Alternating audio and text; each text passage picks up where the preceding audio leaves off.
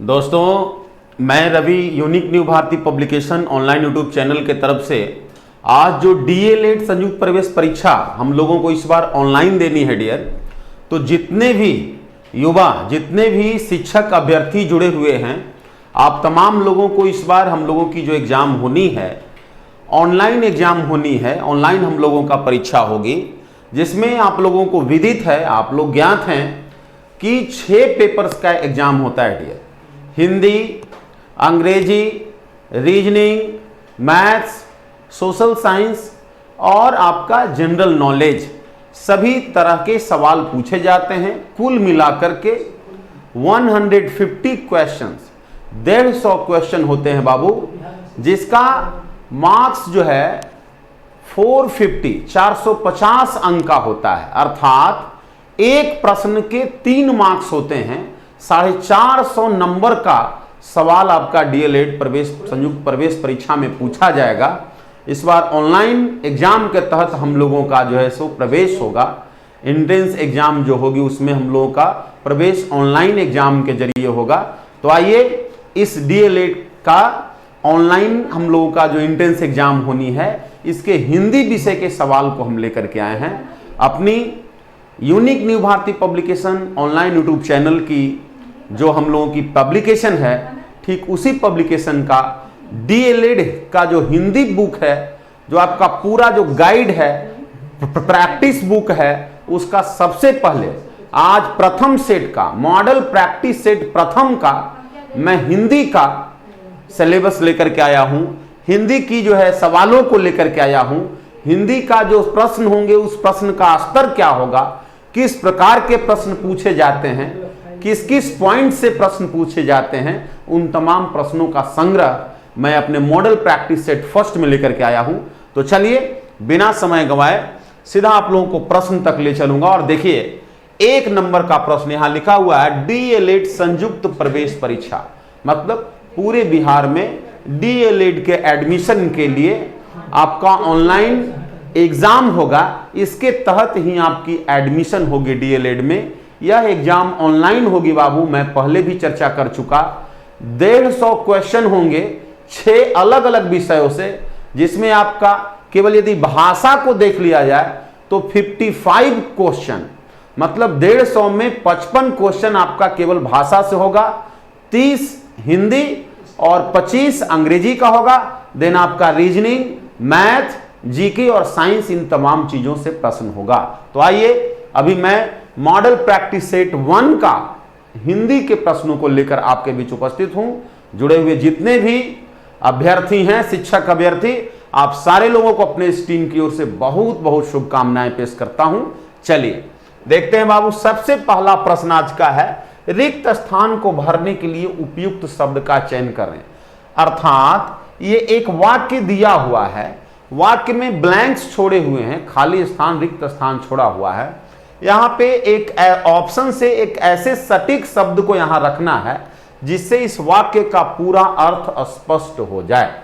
देखिए क्या कह रहा है डियर, ज्वर के कारण। ज्वर का अभिप्राय क्या चीज है? ज्वर का मतलब होता है बाबू बुखार, जिसको आप इंग्लिश में बोलते हैं फीवर। मतलब किसी को फीवर हो रखी है, किसी को बुखार लगी हुई है, जिसके कारण वक्ता बोल रहा है कि फीवर होने के कारण मुझे चलने पर हो रही है। तो बताइए किसी को फीवर होगा, किसी को कोई रोग होगा, और यदि वो इधर उधर घूरेगा, फिरेगा, चलेगा, तो क्या उससे उसको दुख होगा? तो देखिए दुख जो है कोई एक्शन, कोई एक्टिविटी, किसी के द्वारा किए गए कोई गलत कार्य, गलत एक्टिविटी से किसी को दुख होता है, किसी को तकलीफ होता है। अर्थात यहां डी नंबर जो ऑप्शन है बाबू, दुखी होने पर, दुखी हो रही है। दूसरा, दुखी शब्द यूं भी यहां पे सेट नहीं हो रहा है, क्योंकि मुझे चलने पर दुख हो रही है, यहां तक कुछ हद तक जो है सेंटेंस सही लगता, परंतु दुखी शब्द तो बिल्कुल ही यहां पे हमारा इरेलेवेंट हो जाएगा, निरर्थक हो जाएगा। अतः 4 नंबर का ऑप्शन हमारा कैंसिल हो जा रहा है। अब बुखार लगी हुई है, फीवर लगा हुआ है, उससे फीवर होने से किसी के मन में, किसी के मस्तिष्क में क्या खुशी होगी? नहीं होगा। बुखार लगना, फीवर लगना, कोई रोग होना खुशी का कारण नहीं हो सकता। हंसी होगी? नहीं होगी बाबू। तो बुखार लगी हुई है, रोग है, रोग से थकावट हो सकती है, क्योंकि रोग, कोई भी रोग हमारे शरीर की क्षमता को क्या करती है? कमजोर करती है, तोड़ती है। तो यही हमारा 1 नंबर जो ऑप्शन है सबसे सटीक ऑप्शन है, सबसे सटीक वर्ड है जो यहाँ पे सेंटेंस को फुलफिल कर देगा। ज्वर के कारण, बुखार के कारण मुझे चलने पर थकावट हो रही है, कमजोरी हो रही है। थकावट का अभिप्राय यहाँ कमजोरी से है। जवाब आपका क्या हो जाएगा डियर? 1 नंबर जवाब हो जाएगा। चलिए दूसरा प्रश्न आप लोगों के समक्ष है, आप इसको प्रैक्टिस कर सकते हैं, देख सकते हैं सेकंड प्रश्न का क्या होगा जवाब, आप बता सकते हैं। दिए गए वाक्यांश के लिए एक शब्द बताना है डियर, जिसका कोई नाथ न हो। नाथ का अभिप्राय होता है जिसका कोई देखने वाला नहीं हो, जिसको कोई सुनने वाला नहीं है, जिसका कोई देखभाल करने वाला नहीं हो, जिसका कोई नाथ न हो, उसको क्या बोलते हैं? कुनाथ। कुनाथ कोई वर्ड नहीं होता है डियर, कुनाथ कोई शब्द नहीं होता है। अब हजारीनाथ, हजारीनाथ यदि देख लिया जाए, नाथ मतलब देखने वाला, देखभाल करने, हजारी मतलब जिसके हजारों हजार देखने वाले हैं, ध्यान रखने वाले हैं, तो ये जवाब नहीं होगा। जिसका कोई नाथ न हो। सनाथ का मतलब होता है बाबू जिसका देखभाल करने वाला कोई है, केयर टेकर है जिसका कोई, उसको बोलते हैं सनाथ। तो सनाथ वर्ड भी यहाँ पे हमारा नहीं हो पाएगा।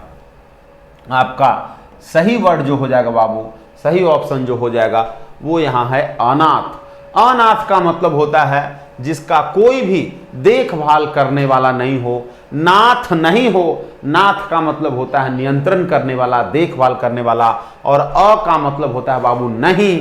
सवाल हम लोग को यही पूछा गया था, जिसका कोई नाथ नहीं हो, इसका जवाब हो जाएगा अनाथ। चलते हैं अगले प्रश्न की ओर। तीसरा प्रश्न देखिए क्या कह रहा है, सही वर्तनी वाले शब्द का चयन करें। सही वर्तनी मतलब गलती लिखा हुआ है, सही तरीके से लिखना है। हरस विकार, दीर्घिकार, उकार, विसर्ग, हलंत, इन चीजों का ध्यान देते हुए लिखना है। वर्ड है बाबू हिंदुत्व। वर्ड क्या है? हिंदुत्व। तो इकार से ही शब्द की शुरुआत हो रही है, तो ईकार जो है यहां हरस्व इकार होगा। इकार पे कोई फोकस नहीं है, जोर नहीं है, अतः लिखना होगा क्या? ही। तो ये हो गया ही। अब ऊपर आप चंद्र बिंदु दे देंगे, बिंदु दे देंगे, तो ये क्या हो गया? हिंग। ये चंद्र बिंदु नहीं हो गया, ये बिंदु हो गया, अनुस्वार हो गया। इसको बोलेंगे क्या? हिंग। हिंदुत्व। उकार पे भी कोई जोड़ नहीं है, इसलिए हरस्व उकार होगा। त व संयुक्त हो जाएगा बाबू, तो क्या होगा? हिंदुत्व। ह हर्षवी ऊपर बिंदु, द हर्षवु त व संयुक्त हो गया हिंदुत्व। तो अब देखिए ये ऑप्शन हमारा कहाँ है? देखिए यहाँ दीर्घ इकार और दीर्घ उकार है, नहीं है। ही और न पूरा का पूरा है, ये नहीं होगा बाबू। यहाँ दीर्घ उकार है, इसलिए यह भी नहीं होगा डियर। तो हमारा ऑप्शन हो गया 1 नंबर, हिंग द हर्षवु दु त व संयुक्त हिंदुत्व। जवाब क्या हो गया? 1 नंबर हो गया। चलिए अब आपको मैं चौथे प्रश्न पर लेकर के आ गया। दादाजी को बागवानी में है, तो बागवानी में क्या है? नियम है। तो देखिए दादाजी को बागवानी में नियम है, दादाजी के बागवानी में नियम है। यह वाक्य कुछ हद तक सही हो सकता है कि हमारे दादाजी जो हैं काफी नियम कानून से सही तरीके से बागवानी करते हैं, लेकिन यहां दादाजी को बागवानी में, अतः नियम शब्द यहां सटीक नहीं होगा। अब दादाजी को बागवानी में प्रश्न है, प्रश्न शब्द भी यहां हमारा सटीक नहीं है बाबू। दादाजी को बागवानी में शौक है या रुचि है? तो यहां है माय डियर बागवानी में, तो किसी भी एक्टिविटी, किसी भी काम में कोई इंसान रुचि लेता है, इंटरेस्ट लेता है, तो दादाजी को, ग्रैंडफादर जो हैं, उन्हें बागवानी करने में इंटरेस्ट है, रुचि है। जवाब आपका क्या होगा? सी नंबर हो जाएगा। दादाजी को बागवानी में रुचि है। शौक यहां हट जाएगा, शौक नहीं होगा। अब देखिए नेक्स्ट प्रश्न क्या है बाबू? मेरी पेंटिंग 10,000 में बिक गई। 10,000, हजार क्या है? हजार जो है बाबू, हजार न्यूमरल है, नंबर है, संख्या सूचक विशेषण है। और जो संख्या सूचक विशेषण होते हैं हम उसको बहुवचन नहीं बनाते हैं। तो 10,000 होगा, 10,000 या 10,000, ऐसा कोई शब्द नहीं होगा। तो मेरी पेंटिंग 10,000 में बिक गई, देखिए हजारों नहीं होगा, 10,000 में बिक गए, 10,000 फिर नहीं होगा, 10,000 में बिक गई। पेंटिंग जो है बाबू यहाँ क्या है, स्त्रीलिंग है, अतः 10,000 में बिक गई, गई स्त्रीलिंग देना पड़ेगा अव्यय। तो हो गया मेरी पेंटिंग 10,000 में बिक गई, 2 नंबर ऑप्शन, बाकी का 3 ऑप्शन हम लोगों का क्या हो गया डियर, कैंसिल हो गया। चलिए, बहुत ही आसान प्रश्न है, आप लोग देख पा रहे हैं कितना आसान प्रश्न जो है आपको डीएलएड में हिंदी में पूछे जाते हैं। ब्लैंक्स का प्रश्न है बाबू, शब्द से संबंधित है, व्याकरण से संबंधित प्रश्न है, पर्यायवाची का भी कुछ प्रश्न आपको इसमें मिलेगा, विपरीतार्थक शब्द मिलेगा, आपका संधि और समास से प्रश्न पूछे जाएंगे, शब्द से प्रश्न पूछे जाएंगे, वाक्य से प्रश्न पूछे जाएंगे, इन तमाम चीजों से प्रश्न पूछे जाते हैं। प्रश्न का स्तर लगभग मान के चलिए 9वें 10वें क्लास के स्टैंडर्ड का प्रश्न का स्तर होता है डियर। तो मैं कहूं तो आप लोग जो है सबसे पहले हमारे यूनिक न्यू भारती पब्लिकेशन की जो किताब है मॉडल प्रैक्टिस सेट है, आप लोग इस प्रैक्टिस सेट को की डिस्कशन को सुनने के पहले जो प्रैक्टिस सेट वाली जो हम लोगों की किताब है, पुस्तक है, उस पुस्तक को आप ऑनलाइन या ऑफलाइन मार्केट से खरीदिए, बाजार से खरीदिए, उसको घर पे बनाइए और बनाने के बाद जब आप डिस्कशन को सुनिएगा, समझिएगा, तो आपको पता चलेगा कि मैं क्या ऑप्शन लगा बैठा था, मेरी ऑप्शन किस तरह से सही हुआ, मेरी सोच क्या थी या क्यों गलत हो गई, ये तमाम चीज़ों का पता होगा और हम लोग ज़्यादा स्कोर कर पाएंगे। आइए, बूढ़ा आदमी अपने से दुखी है। कोई इंसान बूढ़ा है, तो कोई इंसान बूढ़ा हो गया तो बूढ़ा आदमी की जवानी होगी नहीं, बूढ़े आदमी अपने जवानी, जब इंसान बूढ़ा हो गया तो उसकी जवानी या बचपन नहीं होगा, बच्चा की बचपन होती है, जवान व्यक्ति की जवानी होती है। और कोई भी इंसान अपनी प्रशंसा से, अपनी प्रेज से, अपनी एडमायरेशन से, कोई भी इंसान अपनी प्रशंसा से, अपनी जो है बड़ाई से, बड़प्पन से कोई दुखी नहीं होता है, यह मानव का स्वाभाविक गुण है, नेचुरल है। तो बूढ़ा आदमी अपने बुढ़ापे से दुखी है, क्योंकि उसके ऊपर बुढ़ापे का असर हो गया है, चलने फिरने बैठने बोलने में उसे तकलीफ हो रही है, परेशानी हो रही है। अतः यहाँ जो हमारा सटीक विकल्प है बाबू, 4 नंबर का विकल्प इस वाक्य के लिए सबसे सटीक होगा, जो आपका उपयुक्त शब्द होगा इसके अर्थ को देने में। बूढ़ा आदमी अपने बुढ़ापे से दुखी है, यह आपका सही जवाब हो जाएगा। चलिए आपको अगले प्रश्न की ओर ले चलते हैं और प्रश्न 7वां है, गणतंत्र दिवस की परेड में सैनिक कदम ताले कर रहे हैं।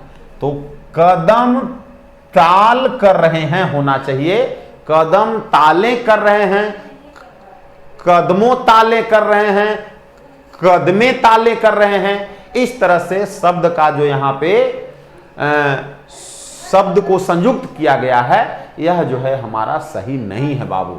तो होगा गणतंत्र दिवस की परेड में सैनिक कदम ताल कर रहे हैं, सैनिक कदमों ताल कर रहे हैं, जवाब नहीं होगा। सैनिक कदम ताल कर रहे हैं होगा, सैनिक कदमों तालो कर रहा है नहीं होगा, सैनिक कदम तालो कर रहा है यह भी जवाब नहीं होगा। जवाब क्या हो जाएगा, सैनिक कदम ताल कर रहे हैं।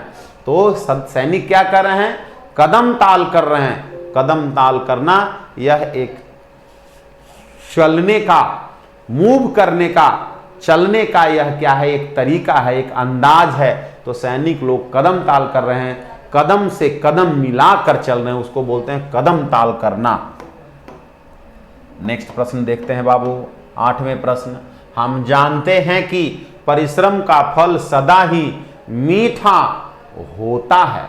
परिश्रम का फल सदा, यहां आपका पुल्लिंग का बोध है, पुल्लिंग सूचक, फल सदा ही मीठा होता है, मीठा होती है नहीं, मीठा होता है होना चाहिए। 3 नंबर में गलत है, 3 नंबर में एरर से बाबू। होता है के जगह पे आपको क्या लिखना है, होती है के जगह पे लिखना होगा होता है। परिश्रम का फल सदा मीठा होता है, परिश्रम का फल सदा मीठा होता है लिखना होगा। तो जवाब आपका सी नंबर होगा। यहीं पे गलती है, इस पार्ट में, इस भाग में गलती है। गलती क्या है, होती नहीं होगा बाबू, होता होगा। पुल्लिंग का बोध कराना होगा, स्त्रीलिंग नहीं होगा। फल मीठा होता है। अब देखिए विकल्प का चयन करें। जो अंधे के हाथ बटेर लगना मुहावरा है। ये मुहावरा क्या है डियर, अंधे के हाथ बटेर लगना।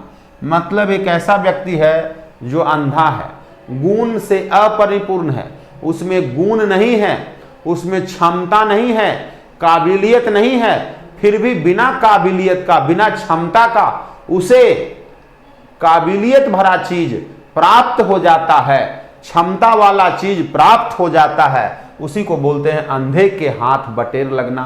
कोई भी अंधा व्यक्ति, कोई भी बटेर, बटेर एक पक्षी का नाम है, किसी पक्षी को पकड़ पाएगा? नहीं पकड़ पाएगा। लेकिन यहां लिखा हुआ है कि नहीं, एक अंधा व्यक्ति ही है जो आंख से देख नहीं सकता परंतु पक्षी को पकड़ लिया है। मतलब काबिलियत नहीं है, क्षमता नहीं है, लेकिन वो क्षमता नहीं होते हुए भर में भी वो चीज प्राप्त कर लिया है, हासिल कर लिया है। तो अंधे के हाथ बटेर लगना मुहावरा अब आप लोग समझ गए होंगे। मतलब अक्षमतावान होते हुए क्षमतावान वाला काम करना, चीज हासिल कर लेना, प्रयास से कीमती वस्तु मिलना। प्रयास तो किया ही नहीं, चूंकि प्रयास करने का उसके पास क्षमता है ही नहीं। अयोग्य होना नहीं होगा, सफल होना नहीं होगा, बिना प्रयास के कीमती वस्तु मिल जाना, वैसा वस्तु प्राप्त हो जाना जिसके लिए कोई कोशिश न करना पड़े, बिना कोशिश, बिना मेहनत का कुछ चीज हासिल हो जाना, उसी को बोलते हैं अंधे के हाथ बटेर लगना। अब आपको 10वें नंबर के प्रश्न, 10वें नंबर के प्रश्न पे ले चलेंगे।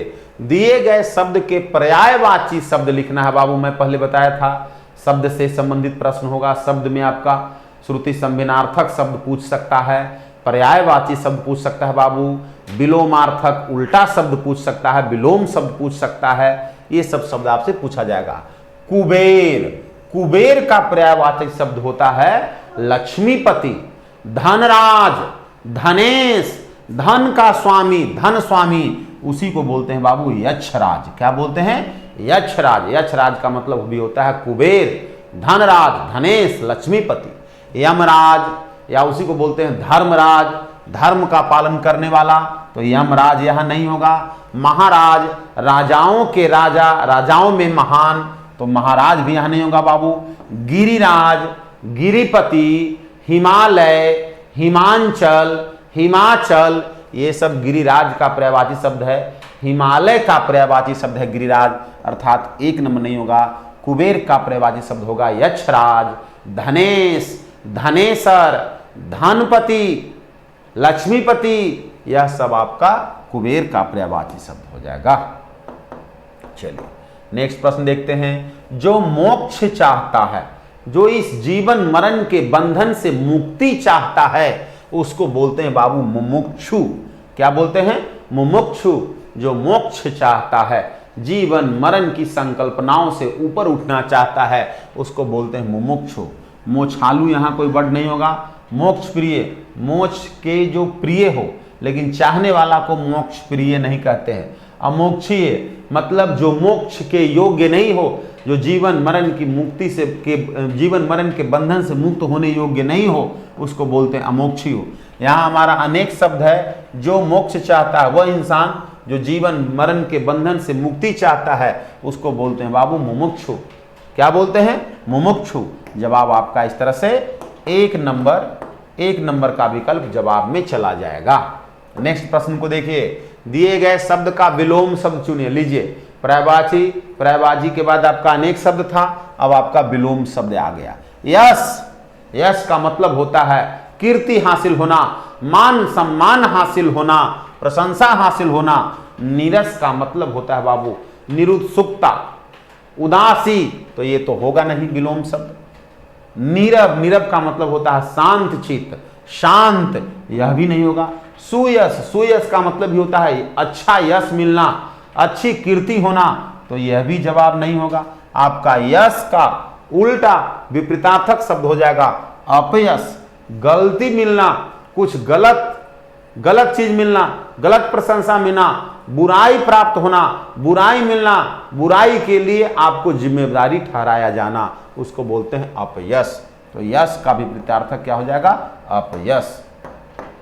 नेक्स्ट देखिए, मोहन ने रुपयों का प्रबंध अपनी पत्नी का होगा, गहना होगा बाबू, गहने नहीं गहना, बेच कर किया। तो पत्नी गहना जो यहां हमारा क्या है माय डियर? पुल्लिंग है, तो गहना के लिए की नहीं होगा, का होगा। तो आइए देखते हैं कहां, बी नंबर में ये ऑप्शन है, अपनी पत्नी की गहने नहीं होगा, अपनी पत्नी का गहने नहीं होगा डियर, गहना होगा। क्या होगा? गहना, बेच कर किया, पैसे का व्यवस्था क्या किया? इसके लिए अपनी पत्नी का गहना आभूषण बेच दिया। तो गहना यहां जो है बाबू हमारा पुल्लिंग है, इसके लिए जो विभक्ति आ रहा है की नहीं होगा, का होगा, और गहने नहीं, उसको आपको बहुवचन में नहीं, आपको एक वचन में लिखना होगा, गहना लिखना होगा। नेक्स्ट चलिए देखिए, नेक्स्ट क्या कर रहा है? योग्य। अब योग्य का भी विलोम शब्द चाहिए। योग्य जो सक्षम हो, जो सामर्थ्य हो, उसको बोलते हैं योग्य। अब योग्य का विलोम चाहिए, तो योग्य का क्या हो जाएगा? अयोग्य। जो सक्षम नहीं हो, जो समर्थवान नहीं हो, जो शक्तिवान नहीं हो, मूर्ख नहीं होगा। योग्य और सुयोग्य मतलब जिसके पास अच्छा योग्यता है, दोनों एक चीज है, समानार्थक है, तो सुयोग्य नहीं होगा। सौभाग्य, किस्मत, भाग्य अलग चीज है, इसलिए 4 नंबर भी नहीं होगा। तो हमारा जवाब क्या हो जाएगा बाबू? 2 नंबर। योग्य, योग्य मतलब शक्तिवान, क्षमतावान, इसका उल्टा हो जाएगा अक्षमतावान, जिसमें क्षमता नहीं हो। अयोग्य, अशक्तिमान, जिसके पास शक्ति नहीं है, क्षमता नहीं है। नेक्स्ट देखिए, सही विकल्प का चयन करना। शीला मेरी बहन है। शीला एक बच्ची का नाम है जो मेरी बहन है, वह बच्चों के साथ खेल रहा है। वह शब्द यहाँ किसके लिए लिया गया है? शीला के लिए लिया गया है। वह बच्चों के साथ खेल रहा है नहीं, शीला चूंकि मेरी बहन है, अतः यहाँ स्त्रीलिंग का बोध है बाबू, तो वह बच्चों के साथ खेल रहा है नहीं होगा, खेल रही है होगा। तो कहाँ होगा? बच्चों के साथ खेल रही है, 1 नंबर ऑप्शन है, यही आपका जवाब हो जाएगा। शीला मेरी बहन है, वह बच्चों के साथ खेल रही है। बच्चों को साथ खेल रही है नहीं होगा, बच्चों से साथ नहीं होगा, बच्चों के साथ खेल रहे हैं नहीं होगा, क्योंकि बहुत सारी बहन की बात नहीं है, एक बहन है शीला, एक बहन का नाम है जो बच्चों के साथ खेल रही है। जवाब आपका 1 नंबर हो जाएगा, पहला ऑप्शन हो जाएगा। देखिए नेक्स्ट प्रश्न, अगला प्रश्न जो है आपका 16 नंबर का प्रश्न है। आपका पहले ही बताए हैं 30 प्रश्न होगा डियर हिंदी में, अलग अलग तरीके का, व्याकरण का, शब्द से संबंधित, ब्लैंक्स को भरने वाला, वाक्य को सुधारने वाला, वर्तनी से रिलेटेड शब्द, श्रुति समानार्थक शब्द, अनेक शब्द के लिए एक शब्द, विलोम शब्द, पर्यायवाची शब्द, अलग अलग का प्रश्न होगा। आस्तिक का विलोम क्या होगा? आस्तिक का मतलब होता है ईश्वर में, धर्म में, अपने से बड़ों के प्रति, किसी चीजों के प्रति आस्था रखने वाला, विश्वास रखने वाला, उसको बोलते हैं आस्तिक। अब इसका विलोम होगा जो ईश्वर में, धर्म में, अच्छाई में आस्था नहीं रखता हो, विश्वास नहीं रखता हो, उसको बोलते हैं क्या चीज? नास्तिक। तो आस्तिक का विलोम क्या हो जाएगा? उल्टा क्या होगा डियर? नास्तिक। स्वास्तिक एक शुभ चिन्ह है, शुभ संकेत है, जो हिंदू धर्म में स्वास्तिक का बहुत ही बड़ा मान्य है, अतः यहां स्वास्तिक नहीं होगा। कर्मयोगी बोलते हैं बाबू एक वैसा इंसान जो अपने काम के प्रति, कार्य के प्रति समर्पित है, उसको बोलते हैं कर्मयोगी। धर्मवीर वैसा इंसान जो धर्म के नियमों का पालन करता है, धार्मिक नियमों के हिसाब अपना जीवन यापन करता है, उसको बोलते हैं धर्मवीर। तो यहां धर्मवीर नहीं होगा, यहां हो जाएगा नास्तिक। चलिए नेक्स्ट प्रश्न देखते हैं बाबू। आयात का विलोम क्या है? अभी विलोम शब्द देख रहे हैं हम लोग। आयात मीन्स होता है आना, किसी दूसरे जगह से किसी सामान का खरीदना, मंगवाना, सामान दूसरे जगह से अपने तक लाना, उसको बोलते हैं आयात। उल्टा इसका होगा अपने जगह से दूसरे जगह के लिए सामान को भेजना, बाहर भेजना, सामान बेचना, इसके लिए एक वर्ड होता है बाबू निर्यात। तो आयात का उल्टा क्या हो जाएगा? निर्यात। कायनात, कायनात का मतलब होता है माय डियर संसार। कायनात मीन्स क्या होता है? संसार। ब्रह्मांड, तो कायनात नहीं होगा। वाहियात, बेमतलब का, निरर्थक यातायात समझते हैं आप, गाड़ी, यातायात, सड़क, तो ये नहीं होगा। जवाब हो जाएगा सी नंबर, निर्यात। पृथ्वी का पर्यायवाची है। पृथ्वी का पर्यायवाची क्या है? साध्वी नहीं। साधु का आपका स्त्रीलिंग रूप है साध्वी, तो साध्वी नहीं होगा। पृथ्वी का पर्यायवाची शब्द है भूमि। चंद्रा नहीं होगा, या चंद्रमा पृथ्वी का पर्यायवाची नहीं होगा। पार्थिव का मतलब होता है माय डियर, पार्थिव मतलब होता है जिसका जन्म भूमि से हुआ है, जिसका जन्म पृथ्वी से हुआ है। पार्थिव का मतलब होता है पृथ्वी से जुड़ा हुआ, पृथ्वी से संबंधित, पृथ्वी से उत्पन्न, पृथ्वी से बना हुआ, उसको बोलते हैं, जैसे बोलते हैं पार्थिव शरीर। ऐसा मानते हैं कि हम लोगों की शरीर जो है, मानव शरीर जो है, पृथ्वी से जब बनी हुई है, 5 तत्वों के मेल से बनी हुई है, और इन्हीं 5 तत्वों में मिल जाता है, इसलिए इसको पार्थिव शरीर भी बोलते हैं। तो पार्थिव यहां नहीं होगा। पृथ्वी का पर्यायवाची हो जाएगा माय डियर भूमि। चलिए आगे देखते हैं। सीमा सुरक्षा बल के जवानों ने, सीमा सुरक्षा बल जिसको बोलते हैं बीएसएफ, बॉर्डर सिक्योरिटी फोर्स के जवानों ने जवाबी कार्रवाई करते हुए अनेक उग्रवादियों को मार गिराया। तो यहां जो हाईलाइटेड वर्ड है, काला किया हुआ जो वर्ड है, यहां देखिए काला किया हुआ नहीं है, आपको मानना है जवाबी। यहां पे मिसरीडिंग हो गया है, जवाबी वर्ड है। तो ये वाक्य सही है, वाक्य में कोई गलती नहीं है, लेकिन इस वाक्य में जवाबी शब्द के बाद की जगह पे कौन सा शब्द हम डाल दें, फिर भी इस वाक्य का अर्थ नहीं बदलेगा, फिर भी ये वाक्य सही रहेगा। हमें ऑप्शन से, विकल्प से ऐसा शब्द चुनना है जो कि जवाबी के जगह पे कोई दूसरा शब्द डालने के बाद भी वाक्य का अर्थ सही रहे। तो सीमा सुरक्षा बल के जवानों ने आघात मीन्स होता है चोट, ये नहीं होगा। प्रतिघात, प्रतिघात का मतलब है जो हम पे कोई आक्रमण किया है उसका जवाब देना, उसी को बोलते हैं प्रतिघात। जो हम पे घात लगा करके, छुप करके जो हम पे आक्रमण किया, घात का हम जवाब दिए, उसी को घात का उल्टा होता है डियर प्रतिघात। अतः जवाबी का सही जो सटीक वर्ड होगा, इससे मिलता जुलता हुआ जो वर्ड होगा वो प्रतिघात होगा। आप क्वेश्चन देख सकते हैं, निम्नांकित प्रत्येक प्रश्न में एक एक वाक्य दिया गया है तथा प्रत्येक वाक्य के नीचे 4-4 शब्द दिए गए हैं। वाक्य के काले भाग, तो काला यहां नहीं किया था, मैं बताया हुआ हूं। मान के चलना है कि जो काला किया हुआ वर्ड है वो कौन है? जवाबी। तो काले वाले शब्द जो दिए हुए हैं उसको शुद्ध व्यक्त करने वाले सही शब्द का चयन कीजिए, जो विकल्पों में रखा जा सके। तो निम्नलिखित में से सही शब्द हमारा होगा प्रतिघात, जो यहां रखने के बाद वही अर्थ प्रदान करेगा। प्रहार का मतलब होता है वही चोट पहुंचाना, तो प्रहार नहीं होगा। आक्रमण, आक्रमण मतलब होता है घात लगा करके आक्रमण करना, तो आक्रमण भी यहां वर्ड नहीं होगा। जवाबी के लिए जो आपका सटीक वर्ड होगा, इसका जो नजदीकी वर्ड होगा वह होगा प्रतिघात, जो इस वाक्य के अर्थ को समान रखेगा। अब देखिए बाबू, परीक्षा में सफलता के लिए दृढ़ निश्चय करना आवश्यक है। तो देखिए यहां जो हाईलाइटेड वर्ड है बाबू वो है, वही प्रश्न है। हाईलाइटेड क्या है? दृढ़ निश्चय करना। तो दृढ़ निश्चय करना, इसके जगह पे मैं कौन सा शब्द रख दूं, कौन सा ऑप्शन रख दूं कि समान अर्थ निकल जाए, एक ही अर्थ निकले। तो परीक्षा में सफलता के लिए दृढ़ निश्चय करना, तो दृढ़ निश्चय करना या कमर कसना, दोनों एक ही चीज है। कमर कसना और दृढ़ निश्चय करना एक ही चीज है। कमर टूटना का मतलब होता है बाबू बेसहारा हो जाना, जिसकी कोई सहारा नहीं है, अतः 1 नंबर जवाब नहीं होगा। कमर तोड़ना मतलब किसी को बलहीन कर देना, किसी के बल को छीन कर देना, बल तोड़ देना, अतः कमर तोड़ना नहीं होगा। कमर सीधी करना मतलब बिल्कुल शांत होकर के सीधा होकर के चलना, अतः यह भी जवाब नहीं होगा। जवाब होगा सी नंबर, कमर कसना और दृढ़ निश्चय करना एक ही बात है।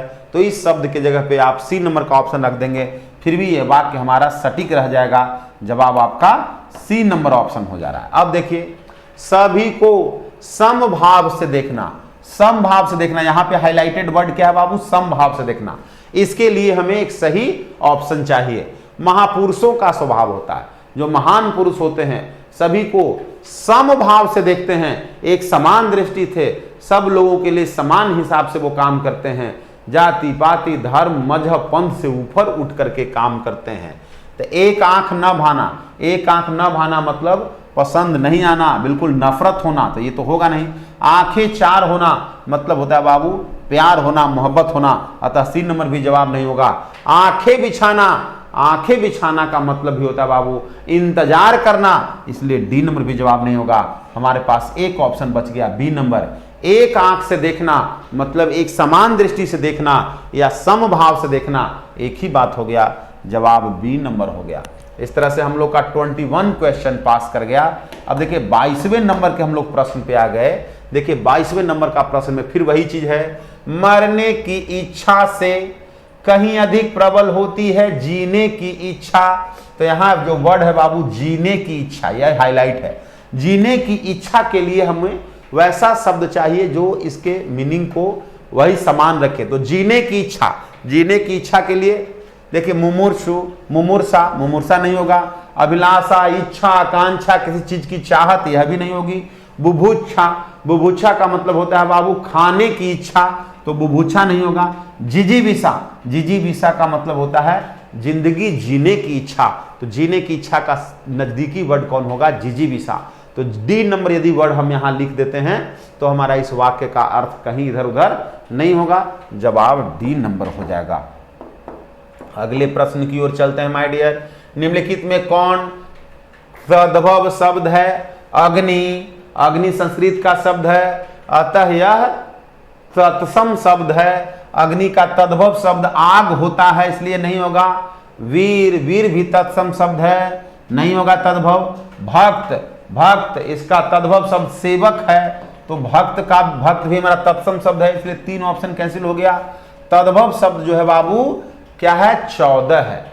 चतुर्दश, 14 का चतुर्दश जो है तत्सम शब्द संस्कृत का शब्द होता है, चतुर्दश जो तत्सम शब्द है, और चतुर्दश का तद्भव शब्द हिंदी का जो शब्द है वो क्या है? 14। अतः तद्भव शब्द जो इन चारों विकल्प में है वो कौन है? 14। अगले प्रश्न की ओर, निम्नलिखित में कौन देशज शब्द है? तो देखिए वचन, वचन देशज शब्द नहीं है। व्याकरण, ये हर एक भाषाओं की अपनी व्याकरण होती है, ये भी व्याकरण शब्द नहीं है, हमारा देशज शब्द नहीं है। घुड़सवार फ्रांसीसी शब्द है। फुनगी, ये फुनगी जो शब्द है बाबू ये हमारा अपना देश का शब्द है, देशज शब्द है। चोटी, सर्वोच्च शिखर, ऊपर वाला, उसी को बोलते हैं हम लोग फुनगी। अपने हम लोग अपनी भाषा में, बिहार की भाषा में, अपने देश की भाषा में बोलते हैं उसी को फुनगी, सर्वोच्च शिखर, चोटी। तो फुनगी जो है देशज शब्द है, इसका जो है से आगमन हमारे अपने देश में ही हुई है, जवाब हो जाएगा सी नंबर फुनगी। नेक्स्ट प्रश्न देखते हैं बाबू। दाल रोटी में कौन सा समास है? बहुब्रीहि समास। जब 2 सामासिक पदों के मेल के फलस्वरूप, जब सामासिक पदों के मेल के फलस्वरूप जब एक नया व्यवहार, एक नई भाव उत्पन्न हो, उसको बहुब्रीहि समास कहते हैं, तो ये नहीं होगा। द्वंद्व समास, जब 2 सामासिक पदों के बीच अथवा या और का भाव हो उसको द्वंद्व समास बोलते हैं। यहाँ दाल रोटी का मतलब हो गया दाल और रोटी, दाल या रोटी, दाल अथवा रोटी, अतः दाल रोटी द्वंद्व समास हो गया। दोनों समासिक पदों के बीच अथवा और या का भाव छुपा हुआ है, द्वंद्व समास। कर्मधारय समास, जिसके सामासिक पदों में विशेषण और विशेष्य का भाव हो उसको कर्मधारय समास कहते हैं, इसलिए ये भी कैंसिल। द्विगु, जिसके प्रथम पद संख्यावाची, संख्या बोधक, संख्या को व्यक्त करने वाला हो, अतः द्विगु समास भी नहीं होगा, तो जवाब हमारा क्या हो गया बाबू? द्वंद्व समास हो गया। नेक्स्ट प्रश्न की ओर चलते हैं। नेक्स्ट प्रश्न क्या है हमारा? आविर्भाव। आविर्भाव का विलोमार्थी शब्द। आविर्भाव का मतलब होता है बाबू प्रकट होना, समक्ष होना, सामने होना, आगे आना। अब इसका विलोम हो जाएगा, प्रकट होना का उल्टा क्या हो जाएगा? गायब हो जाना, निकल जाना, चला जाना, नहीं दिखना, अलोपित हो जाना। अनार्वी भाव नहीं होगा, निर्विभाव, यही होगा बाबू, निर्विभाव। आविर्भाव का विलोमार्थी शब्द होता है निर्विभाव, मतलब प्रकट नहीं होना, गायब हो जाना। तिरोभाव का मतलब होता है माय डियर आव भाव, भाव भंगिमा, भाव भंगिमा, आव भाव, समझ रहे ना। चाल ढाल, तो ये भी हमारा नहीं होगा। अभाव का मतलब होता है किसी भी चीज की कमी होना, अल्पता होना, न्यूनता होना, कोई भी थोड़ा मात्रा में होना, हल्का मात्रा में होना। अतः हमारा तीनों ऑप्शन कैंसिल हो गया। बी नंबर जवाब निर्विभाव मतलब अलोपित हो जाना, गायब हो जाना। आविर्भाव मीन्स प्रकट होना, ये हमारा विपरीतार्थक शब्द हो गया। जो दायर मुकदमे का बचाव करे या जो दायर किए हुए मुकदमे का काट करे, उसके लिए हिंदी में एक शब्द क्या होता है? तो याचक, जो याचना करता है, किसी भी चीज का याचना करता है, रिक्वेस्ट करता है, बेग करता है, याचक उसको बोलते हैं। प्रार्थी, प्रार्थना करने वाला, किसी भी चीजों के लिए माफी चाहने वाला, उसको प्रार्थी बोलते हैं। बचाव करे या उसके चीजों को काट करे, हम उसको मुकदमे के काट करने वाले को प्रार्थी या याचक नहीं कहेंगे। वादी, जो मुकदमा करता है, जो FIR लॉन्च करवाता है, उसको बोलते हैं वादी। अतः सी भी नहीं होगा। इस तो वादी का उल्टा क्या होगा? प्रतिवादी, जो किसी वादी के द्वारा किए गए मुकदमे का काट करता है, फाइट करता है, उसका काट ढूंढता है, उसको बोलते हैं प्रतिवादी। D number. इनमें कौन सा शब्द उन्नार्थक है? उन्नार्थक शब्द वैसे शब्दों को कहते हैं जिससे दीनता, हीनता, निम्नता का बोध होता है, उसको बोलते हैं उन्नार्थक शब्द। तो देखिए, हनुमान उत्कृष्ट शब्द है, सांगे उत्कृष्ट शब्द है, दीन और लंगोटी, इन दोनों में जो उन्नार्थक शब्द है, निम्न स्तर का जो शब्द है, वो है बाबू लंगोटी। क्या चीज? लंगोटी। लंगोटी हमारा उन्नार्थक शब्द हो गया बाबू। नेक्स्ट देखिए, ज्ञानपीठ पुरस्कार से सम्मानित काव्य ग्रंथ उर्वशी के रचनाकार क्या है? तो उर्वशी जो है बाबू, ये राष्ट्रभक्ति से ओतप्रोत रचना है।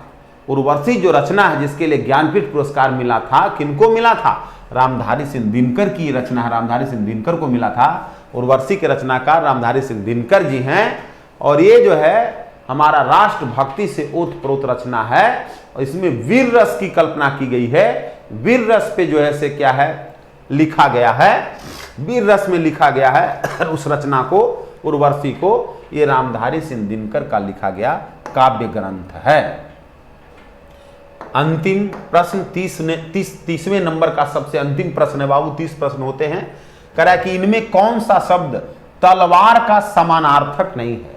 मतलब इसमें जो शब्द हैं, तलवार का पर्यायवाची शब्द है, कोई एक शब्द है जो इस तलवार का पर्यायवाची शब्द नहीं है। तो कृपान, असी और खड़ग सब का मतलब होता है डियर तलवार। एक शब्द है वल्लभ, जिसका मतलब तलवार नहीं होता है। और हमें यही पता करना था कौन सा शब्द है जो तलवार का पर्यायवाची नहीं है, समानार्थक नहीं है। जवाब हो जाएगा सी। वल्लभ का मतलब होता है प्रिय, प्रियतमा, अति प्रिय, जो किसी का प्रिय हो, जैसे जानकी वल्लभ, जानकी जी का प्रिय, राधा वल्लभ, राधा जी के प्रिय, भगवान कृष्ण। तो वल्लभ का मतलब होता है प्रियतम, प्रिय। अतः आज जो हम लोग ऑनलाइन एग्जामिनेशन आपका DLED का होने वाली है my dear, online entrance exam, इसके हिंदी विषय पे, हिंदी विषय का प्रश्न किस तरीके का होगा, क्या स्टैंडर्ड का होगा, कितना प्रश्न पूछा जाएगा, इस पे हम लोग चर्चा कर रहे थे। चलिए अगले दिवस में फिर हम लोग नए सेट, नई मॉडल प्रैक्टिस सेट को लेकर के आएंगे। आज हम लोग मॉडल प्रैक्टिस सेट 1 का हिंदी का डिस्कशन कर रहे थे। आशा करते हैं कि आप लोग जो है हमारे पुस्तक को खरीदेंगे, मार्केट से ऑनलाइन या ऑफलाइन ले लेंगे, और उसको घर पे पहले जो है डिस्कशन के पहले बनाएं, ताकि आपको उससे ज़्यादा फायदा होगा, ज़्यादा बेनिफिट होगा। माय डियर, यदि हमारे इस डिस्कशन से आपको कुछ समझने को मिला हो, कुछ सीखने को मिला है, हमारे डिस्कशन, हमारे इस वीडियो पसंद आया हो, वीडियोस को लाइक शेयर करना न भूलें। यदि अभी तक हमारे आप चैनल को सब्सक्राइब नहीं किए हैं, चैनल्स को अवश्य सब्सक्राइब करें, ताकि आपको हर एक जो है सूचना मिलता रहे। जुड़े हुए जितने भी अभ्यर्थी शिक्षक गण हैं, सारे लोगों को बहुत बहुत शुक्रिया, बहुत बहुत धन्यवाद। मिलते हैं अगले दिवस में। शुक्रिया।